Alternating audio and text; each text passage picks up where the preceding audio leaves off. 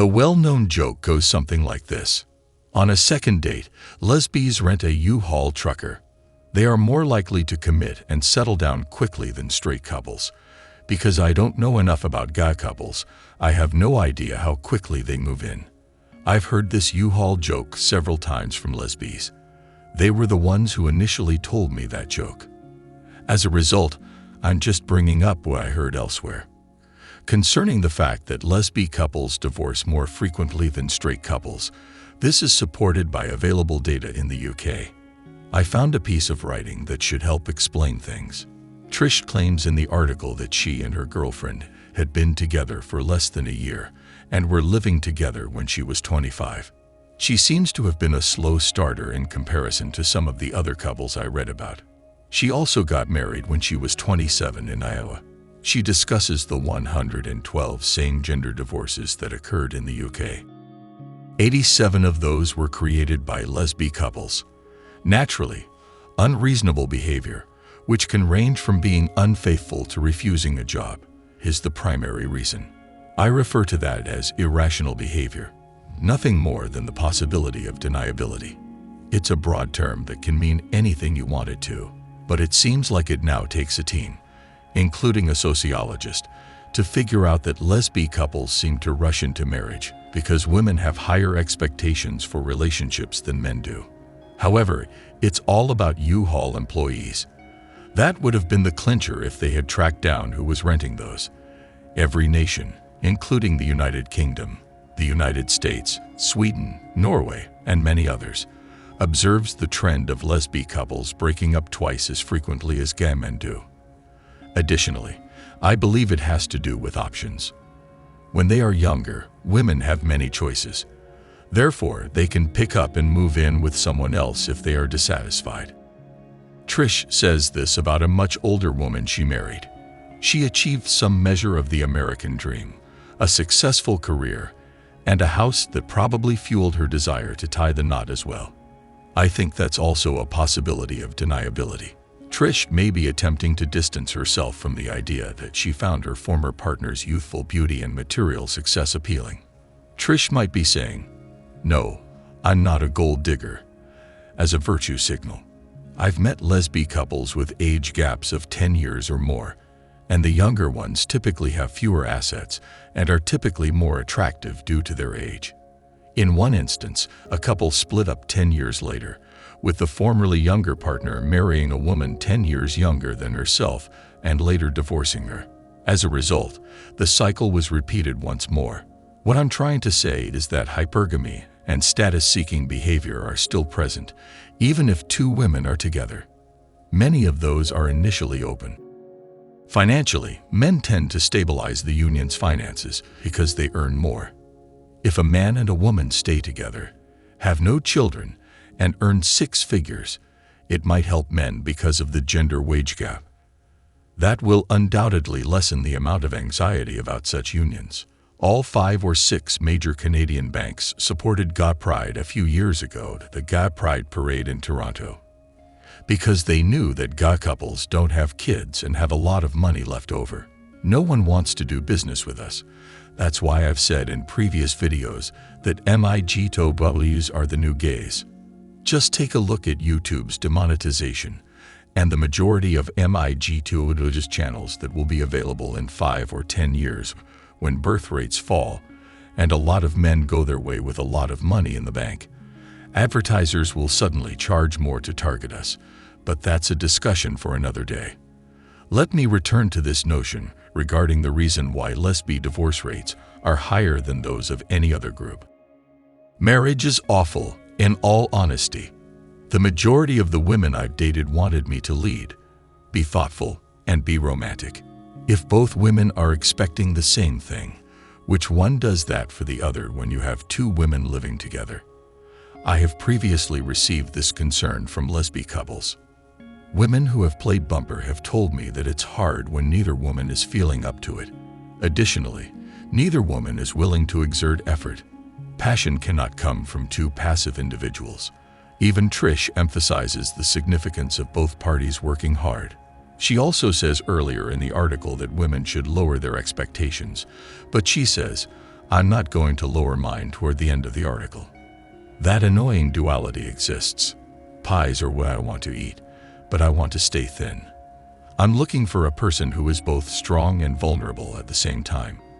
I want someone who has good looks but wears baggy clothes. Everything contradicts itself. When two women expect each other to be the rock-solid foundation of the relationship, that relationship is more likely to fail because women have traditionally expected men to be their stability and rock. Trish, on the other hand, turned out to be a financially secure individual. That alone did not assist her. I don't want to speculate on the reason their relationship ended. Additionally, I find it fascinating how lesbies adopt certain aspects of masculine culture before they realize that a lot of people come in from out of town to support gay men. Toronto usually has its annual Gay Pride Parade on Sunday, so I suppose they decided to have it on the same weekend. Additionally, they establish masculine organizations. I believe the goal is to use masculinity to attract more feminine women. On other walks, I observed the same thing. While many of the more masculine women presenting would have behaved in the same manner as men, why not create their visual language? The involuntary female celibates complete the group. They are attempting to penetrate the police and tone them online. Given that women will only pursue the top 20% of men, I found it hard to believe that the bottom 20% of women would be seeking the bottom 20% of men, particularly the thirsty and lonely types. Is it more likely that they just want to invade male spaces to hear what is being said to stop men from doing stupid things? Everyone is aware that men behave differently around women. So if women show up on cell phone forums, those guys are no longer technically incels because some pretty woman is willing to help. Poor Elliot Rodger could have found MGT0Ws, mastered self-actualization, and found meaning in his life, or he could have worshipped a 300-pound woman. However, which circumstance would have prevented his rampage more effectively? Which strategy would have worked? He wouldn't have started a relationship with an unattractive woman, in my opinion. He probably would have thought that he was too good for her. It simply won't work to have unattractive women sacrifice themselves on the altar. They may enter incel spaces and may believe that they will prevent them from expressing their rage.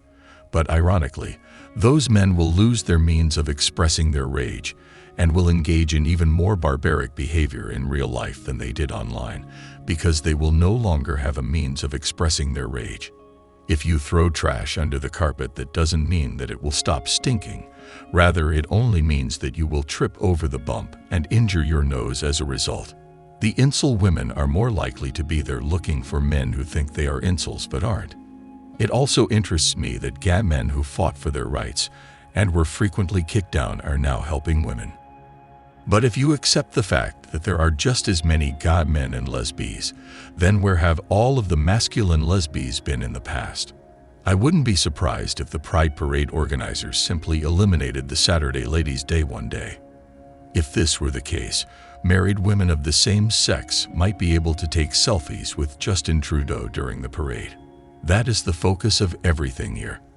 Status and attention. Additionally, some lesbies are in direct opposition to male incels. They view the less attractive women on the market as competitors.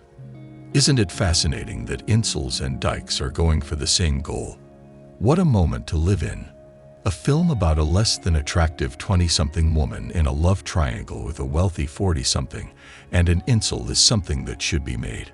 That would bring the romantic comedy genre to a whole new level of cringe.